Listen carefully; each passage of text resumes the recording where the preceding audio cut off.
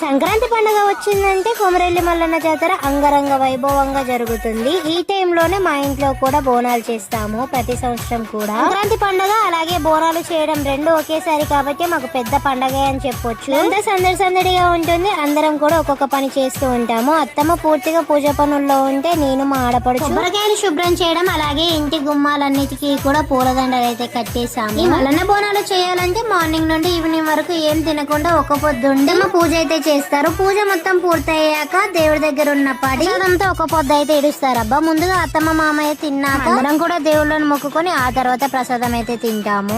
మీరు ఎప్పుడైనా సంక్రాంతి పండక్కి కొమరవెల్లి జాతర వెళ్ళారా? వెళ్తే తప్పకుండా కామెంట్ బాక్స్ లో కామెంట్ చేయండి. అత్తమ్మ మామయ్య ప్రతి సంవత్సరం కూడా వెళ్తూ ఉంటారు. నేనైతే ఇంతవరకు వెళ్ళలేదు. ఈసారి తప్పకుండా వెళ్ళాలి. వీడియో నచ్చితే చిన్న లైక్ చేసి వెళ్తూ జర మన ఛానల్ ని కూడా సబ్స్క్రైబ్ చేసేసుకోండి అబ్బా. Thanks for watching. మల్లన్న బోనాల పార్ట్ 1 వీడియో కూడా ఉంది, చూడని వాళ్ళు ఉంటే చూసేయండి.